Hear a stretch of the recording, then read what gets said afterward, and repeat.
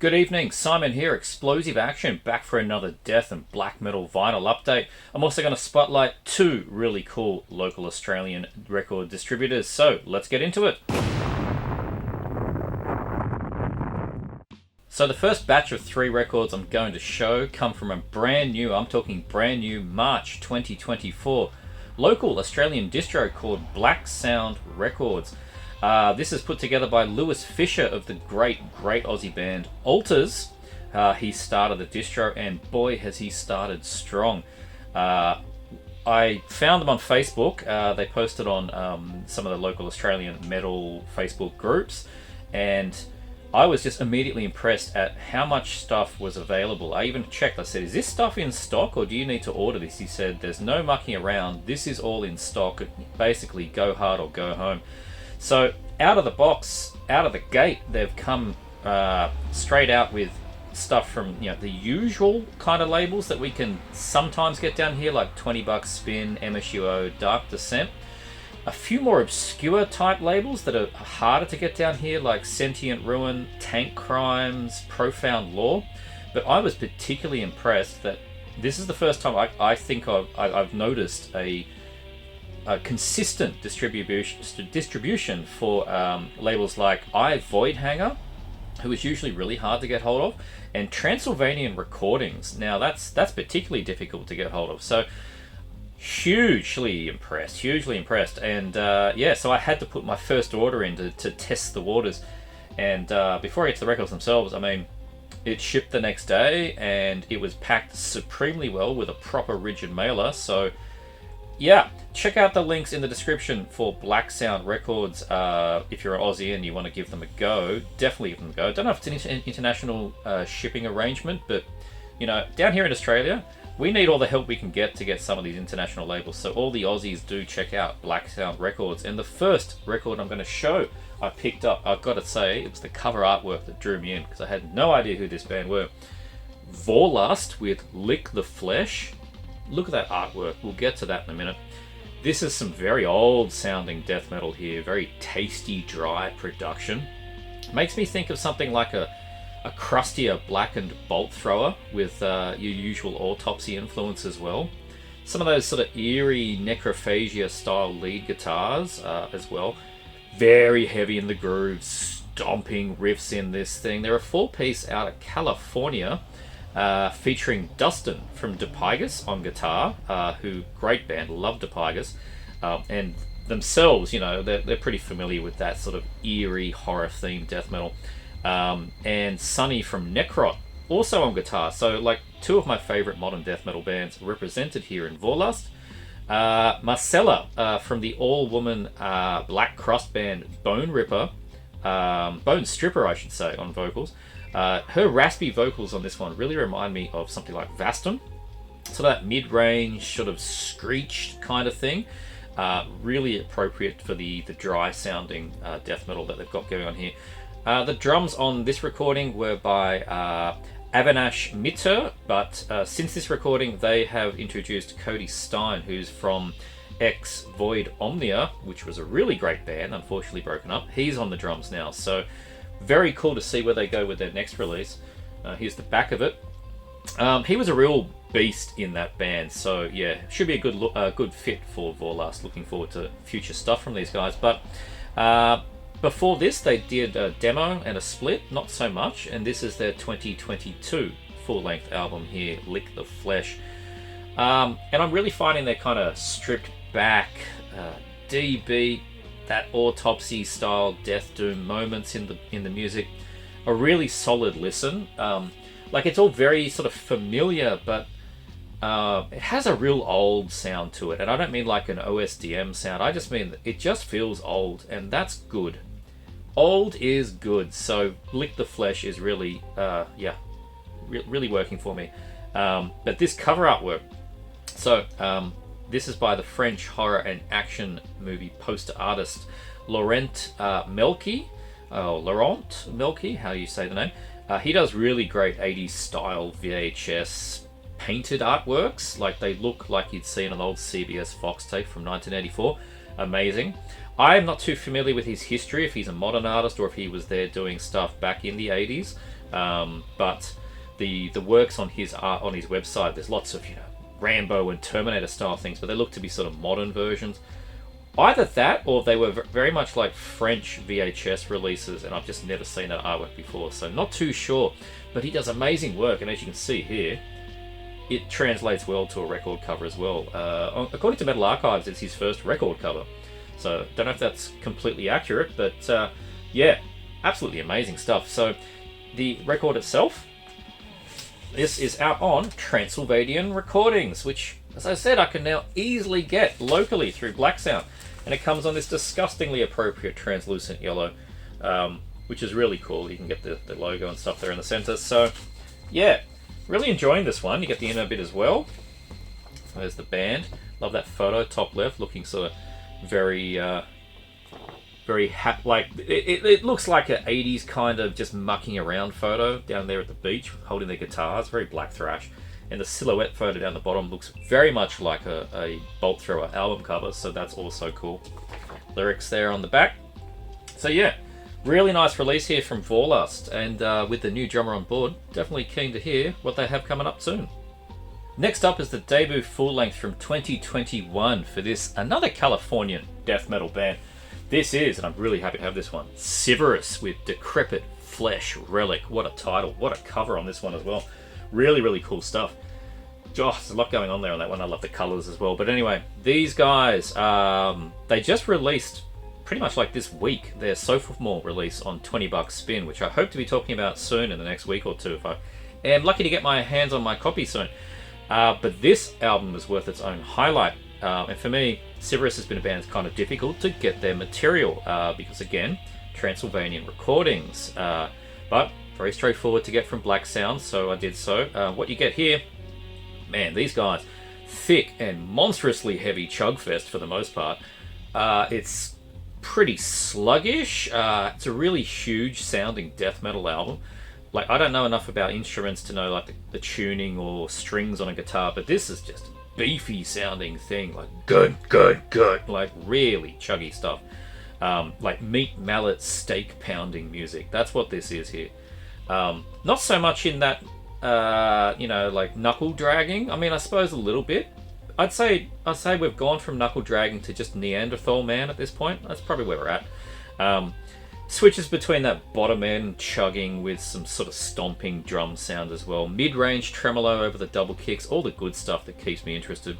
Some of the riffs get, kind of like the end of some songs get some very dissonant riffage and leads into feedback. It's a very sort of buzzy sounding album. Has that, not the pace of a Funeral Doom album, but it has that kind of tone to it that you get, and that all of the looseness of Funeral Doom, where it's just sort of thick, just notes just ringing out, that kind of stuff, happens quite a bit on here. That's why when they have they do get to the blast, that sort of mid-tempo blast, and that's when it starts reminding me of things like Disembowelment. Vocally, massively reverbed, reminding me of like Encoffination. Super reverb gutturals on this thing. Vocals and guitars on this album come from atmospheric black metal band Aelwyn, which is not a band I'm familiar with, and additional guitars and bass on top of that. So no credited drums. When we get to the inside, I'll show you the band photo. Nothing credited in here or on Metal Archives for drums, so have to presume it is programmed drums, but geez, they do a good job. And when I realized that it's likely programmed drums, I started to think of Italian band Fulci and how they approached it on their work, and it's very similar actually. Like, if it is programmed drums, it's probably the same software. It was very familiar sounding, but that just shows how what you can do with these drums these days, the software drums. If I can be fooled, then we're doing good work. It's not like those old days of like the 80s boom boom boom boom boom style drums that were clearly coming out of a MIDI kit. But anyway, they do have a drummer now. Presumably it was on their latest album as well. Aidan Nuna, he is the new drummer. So I'm keen to compare the new album to this. I have listened to a promo of the new one, but I'm going to listen to the record properly and see how the comparison goes. And as I said, another release here on Transylvanian Recordings. And let me just show you some of the insides. So there's the wonderful color scheme on that one. There's the guys, and as you can see, credit to guitar, vocals, bass, and guitar. No credit to drums. And we get there's the guys there. Got your quad band photo, very nice. Then we get some disgusting green and blue looking Worship Disease, Reign Forever. Very nice. More artwork. More lyrics. Interesting they went for 2 separate sheets here and not like a gatefold fold thing. And then the record itself, which does come on a really cool sort of crystal blue. Similar to the crystal yellow that was on the Vorlust. Maybe it was my poor luck, but I got a bit of surface noise on this one, it's got to be said. It's not so bad, just at the start and in any quiet bits, I do have a bit of surface noise I've not managed to get rid of. But when we hit the chugs, you can't hear it, so whatever. It's death metal surface noise. Pah! The power of the chug is almighty. But maybe a wet clean will get rid of it, we will see. But yeah, it's a great album.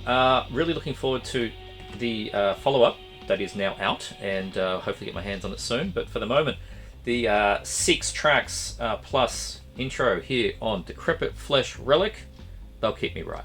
Speeding up things now for the third and last record I'll be showing that I picked up from this particular distro. This one is, great cover again, Dissimulator, Lower Form Resistance. This is a band that I didn't know a single thing about, and I only found out about it because they were the lead image, the promo product on the website, and that made me check it out because I saw this and it made me think of something like I don't know, Discharge or something, like very mechanical black and white looking photo. I was very intrigued to hear what this was. But it turns out to be a $20 spin band, and I usually find myself hearing about pretty much everything that label puts out. They're pretty good at their promotion, and I get promos in my inbox from $20 spin, and you've just got to trip over YouTube and you basically get linked to the latest thing that they've dropped. But I didn't see any chatter for this one online. This one just kind of missed me by entirely. So yeah, really thankful that I could find this thing. Because man, okay, what we have here, tight, punchy sounding, sci-fi themed technical death thrash, kind of like Oblivion, which is a great callback for me, and a lot of that modern sound for something like Cryptic Shift, Vector, teensy bit of Voivod in there, but this is far more raging than what that particular Canadian band would be putting out. The chugging, moshy parts in this are very much influenced by someone like Power Trip. So it's kind of all over the map between techie thrash and just chuggy thrash. It's really good. And also something like Norway's Sovereign, who only just released their brand of technical death thrash. So that's a pretty good comparison as well. Now the death part of this thrash is pronounced mostly when they do the blasting, and man, they do a lot of it. That's what really sets them apart from something like Oblivion. When these guys blast, it's deathy, not quite death grindy, but it's some blasting going on here. Makes it really tight sounding. They do it quite often, and the members of this band, I mean, this is the debut Quebec band. Never heard anything from these guys before. Don't know if there was a demo or anything, and then bam, album on $20 spin. Why is it so good? All 3 members of the band are in Cathedalist. That tells me pretty much everything I needed to know. It's basically Cathedalist without Phil Tugar. He's not involved in this project, but man, everyone else is on fire. The bass has got that sort of prominent twangy sound, which is really good for the techie kind of death thrash bands. The drums are so destructive, and again, like I said, very punchy. They sound organic enough. They're not like overly triggered or anything like that to my ears. It's just really tight sounding. Very, very good. Switches from that, like I said, the lightning fast blasts to really big just groove with fun cymbal usage. It's really nice sounding drums. I'll flip over to the back here, see sort of a shadow of the band. I mean, you see that kind of logo and you know, techie, it screams techie, right? Absolutely does. The vocals on this are pretty deep, actually. That again gives it a bit more of that deathy edge. They're pretty discernible. You could probably get a few lyrics out of it, actually. It's not all just kind of death growls. Reminds me a bit of something like Vital Remains before Glenn Benton got involved. A little bit like that. but yeah, a little bit of a thrashy edge to it, that techie thrash edge. And occasionally, just to remind you of what style of music they're playing, they do a little bit of that cynic vocoder stuff, the robot vocals. So that was fun. Not like whole songs worth, just a little phrase here or there, and hey, I know that bit. That's straight off Focus. So that was cool. Nice throwback there. Yeah, the third track, we'll go back here. The third track on this one, Out of Phase. That one was really cool start. Had this swagger when it started, just a real, I don't want to say beat down or anything like that, but it came in there with these weird bending guitar riffs, different to anything that came before it. It started from this point where you started getting these little interesting differences in each song that set them apart, having these different nuances, a little flair that isn't in other songs. I thought that was a really cool little part of that track, how it introed. Then it added in these spoken word vocals, and then even stranger sounding guitar over the drums that took on sort of a mid-pace blast over with the spoken vocals over the top of it. And then it found a double bass groove, and we kind of got into the death thrash again. So yeah, they do that kind of little, I don't want to say experimental, but they have this flourish in a lot of the songs. So yeah, it keeps you interested. Really cool. So yeah, Dissimulator, lower form resistance. Yeah, I just had no idea. Had no idea whatsoever what this thing was. There's the lyrics, black and white on red.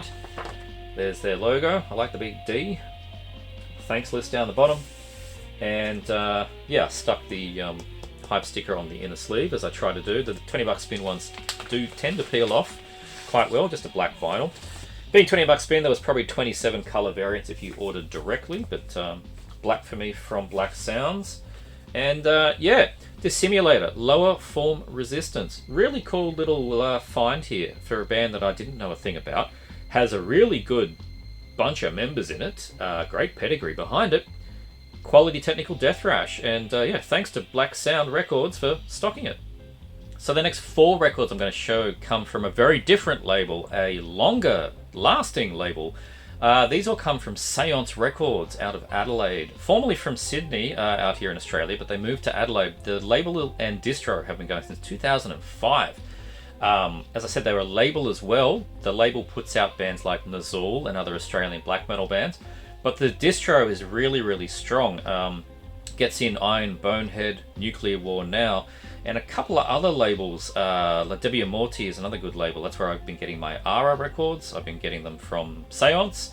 And another label I'm going to show coming up here, which I hadn't heard of, but they also get in their releases. But firstly, I'm going to show what sparked my order. The reason for me doing the order in the first place was to get, and I won't talk about it too much, because I've done a full-length review for this on the Heavy Metallurgy, link in the description.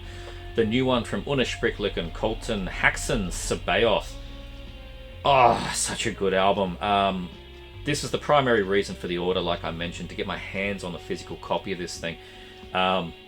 So do go check out my full-length review from the Heavy Metallurgy for Haxen Sabaoth. But the short version of this one is the 6th full-length from this Chilean death metal band that are hugely inspired by the works of Lovecraft.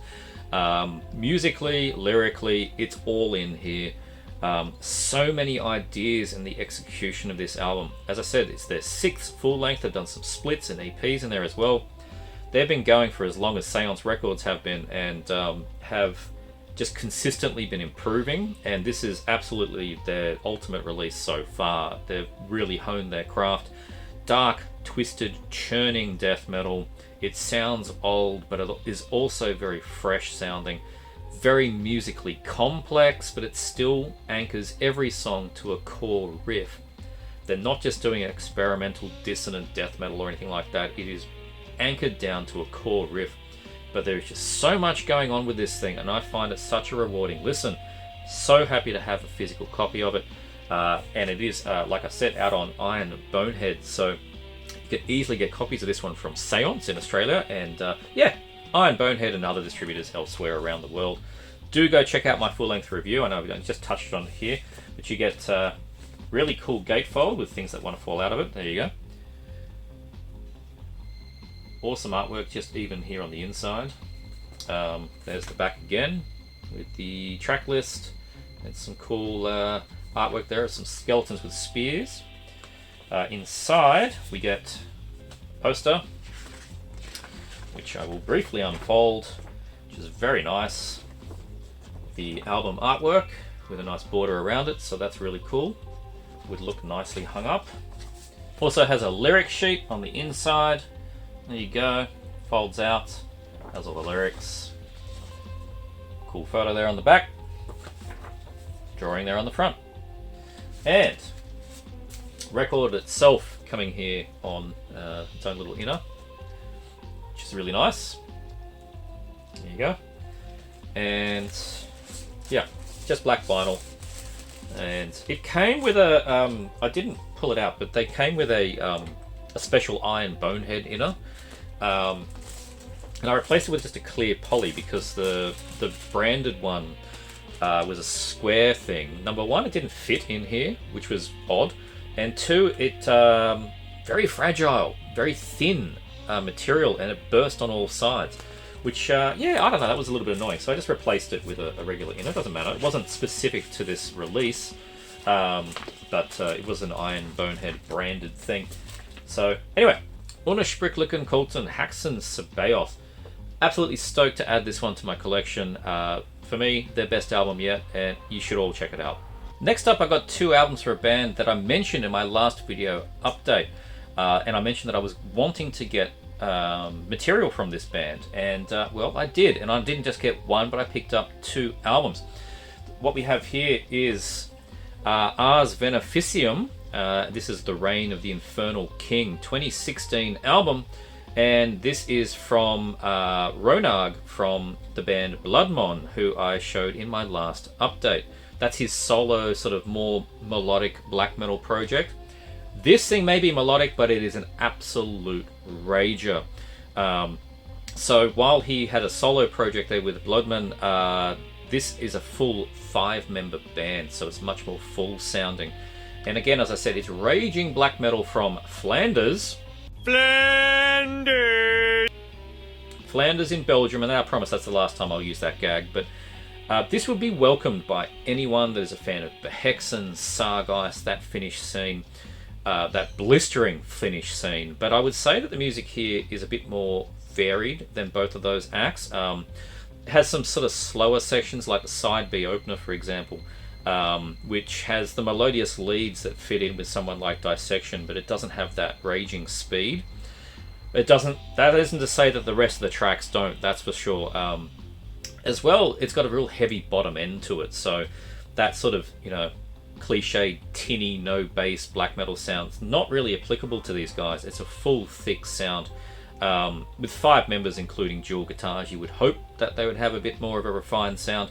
The vocals are kind of barked and raspy, deeper than usual, with a real pained edge to them. Very pained sounding vocals, and those melodic leads that I mentioned are performed by Ronag himself. It's not a one-man act, but it is largely his creation. He's the chief songwriter. And on the back here, tracks like the second last track on side B is the one that really got me. Thy Will, My Hands, my personal highlight. Really lead into that raging, satanic, melodic black metal fury. It is scathing sounding stuff. Fast tremolo, and the vocals are just venomous on a track like that one. It's compressed time as well. It's like 3.5 minutes for that track. It's, yeah, that's a furious one. This really is the angrier cousin of Bloodman, and you know, it's the older cousin, because this is the 2016 album.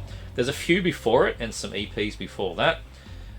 Inside there is no lyrics or anything. It's just a black LP. So yeah, there wasn't any lyrics, I'm pretty sure. No, just empty inside. Empty like my heart after listening to this raging black metal. And as I said, I picked up 2 albums. So I got the latest one, which is from 2020, The Separation of the Seven. Expecting no drastic changes from the band's previous album, or probably the previous albums before that. I haven't heard anything before the 2016 album. Even in the production here, it's just a continuation. Just more music, more raging black metal, more blasphemy. Maybe the drums are a little bit tighter sounding, and maybe it's just me, but the whole thing might be about 10% faster. Like they've really increased the rage on this thing. It's fantastic. Another fantastic album from Ars Veneficium. It's like I said, it's consistent with the previous album. Tracks like Devour the Light, third track, side A. Well, second track after the intro, really. Diabolically furious, just ferocious, just scathing. It really is the word scathing, is what you get with this kind of black metal. Again, shows how different Ars Veneficium are from Bloodman, but you can still hear that relation there. There's enough similarity, particularly in the guitar leads, that is what led me here in the first place to check these guys out. So I mentioned that this is from a label I hadn't heard of. Both these albums are out on Immortal Frost Productions, which is a label that Seance Records deal with. So another good reason to go with Seance, to get stuff like this that you're just not going to get from Amazon, and that you don't have to go and import. So yeah, both stuff out on Immortal Frost Productions. Another one here just on black, and another one no other in or anything. They just let the music do all the talking. So the separation of the seven, fantastic. Another great album from Ars Veneficium. And slowing things down a bit, but no less evil sounding black metal here. For the final album I'm going to be showing today, the last pickup I got from Seance Records, and filling out my collection here of Abhor albums. This is Ab Luna Lucenti Ab Noctua Protecti. Getting better at my Latin, I think. This is their full length from 2011, their fifth album. These guys have been going for a very long time. Originally released on CD, this came out on Moribund Records back in 2011.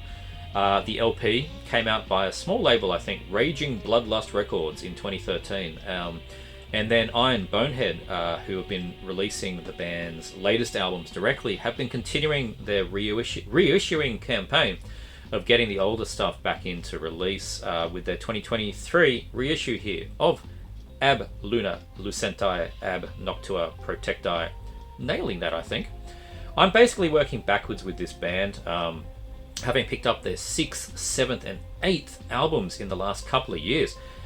And this one is just as quality as those. As I said when I started to pick up the albums, I think I picked up their 7th album in Repressed Records. Somebody traded it in and I found a used copy.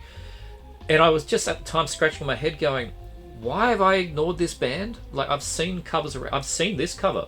Probably the first one I'd seen around on distros for just years. I just went, I don't know what they did. And I just never looked into it. Stupid me. This is a band that has a bit of a template, but given that they've been going since 1995 out of Italy, they've probably helped define that template. Mid-paced, kind of basic riff style black metal with occult vocals, vampiric kind of keyboards, right in that Mortuary Drape Necromantia style. Personally, I'm finding Abhor much more enjoyable, much more interesting than either Mortuary Drape or Necromantia. I hold these guys above both those bands. That's where I sit on this. Really loving the approach that they have to this style. You can hear where modern bands like Crowlock or Orkblut get their inspiration from when you hear things like this, and Mortuary Drape. But man, I hear direct connections to Abhor when I listen to Crowlock. Absolutely. The keyboard use is kind of the highlight on this album, and really the thing that sets the band apart, I think, from some of the more atypical black metal bands. Like, if there was no keyboards here, you might be able to get closer to a stripped down Dark Throne or something. But the keyboards they put on here, and it's not just all pompous keyboards, they have very different styles they use, sometimes more than one style in the one song. They have a sort of horror themed notes like Necrophagia might have used on Holocausto della Morte. Chamber music sounding keys, sort of ye olde castle harpsichord stuff. Not all keyboards. There's either strings in here or synth replicas of strings that just give it a more ancient sound to it. Like, it really does sound like it is in some kind of old castle. Really works. And of course, it's not all about that. The guitars are obviously here and have a real presence. Either going from sort of that basic just strum riffs, or you do get that tremolo picking as well, but it's not prominent in the mix. Like, they do put the keyboards on top of it. The The drums, they're not credited on this one. There's the band here on the back, looking incredibly occult and evil. And you have credited here esoteric pulses on the 666 strings, nocturnal croaks and howls, and 666 strings is esoteric pulses and witchcrafts. Which, if you go and look on the Metal Encyclopedia, there is no drums in those pulses. We're talking bass and guitar. So I'm presuming it's programmed drums, but it doesn't sound that different to what they're doing on their later work, which definitely has a real drummer. It has Bulldozer's current drummer, not the Bulldozer's drummer from back in the 80s, but Bulldozer's drummer since about the album. This came about 2011 or so. Yeah, sounds just as good on real drums as it does here. So I don't know, maybe it's programmed, maybe they just didn't want to reference who the person was, but it's perfectly applicable to the style of music they're playing here. It's not like they need, all the cymbal work and blitzkrieg drumming here. It's stripped back as much as the music itself. So yeah, very occult sounding, very ancient sounding black metal. If you don't know anything from Abhor, I would say anything from this album up, because I haven't heard the 2005 albums and back, but I can quality assurance give you for Ab Luna, Lucenti, Ab Noctua, Protecti, all the way up to their latest one, which is called Sex, Sex, Sex. I thought that was great. They started to get a little bit more of that perverse theme as they go on. There's sort of like bondage girls and things like that on the covers. But here it's ye olde castle metal, I think, for sure. So bottom line, if you like your black metal truly ancient sounding and not overwhelming musically, then Abhor have got you covered. And yeah, really great gatefold here. There's the guys being, again, a cavult over the candles and the skulls. And inside we get... Again, it had one of the branded Iron Bonehead inners that also burst 3 out of the 4 edges. So whatever, it doesn't matter too much. And we get very classic Baphomet there with Abhor's logo and some lyrics. And was there another thing in here? There was. We get... yes. Maestro Erinus Infernonum. Ugh. And a lot more Latin I'm not going to read, but information about... what do we got here? Something from 2014. 1977 to 2014. I probably should have looked up what we were talking about here. Okay. I would say that this is an RIP. Somebody has passed away that may have been a member of the band at a previous point. So that is rather cool. Resquiat in Pacem, I would presume is what that is. RIP. So nice little inclusion there. Abhor. Ab Luna, Lucenti, Ab Noctua, Protecti. I'm just liking to say it because I'm not getting it all stuffed up. And the last thing that I ordered from Seance Records, an excellent, predominantly black metal label and distro out of Adelaide in Australia. Thanks for watching. Hope you enjoyed this little vinyl black and death metal update and the spotlighting of 2 really cool distros here. We have Blacksound Records and we have Seance Records, both doing great work. So do check them out. The links to both stores will be in the description, and I highly recommend ordering from them both, particularly if you're an Aussie. Thanks for watching. Make sure you check out this thing, do the like and subscribe thing, and I'll see you next time.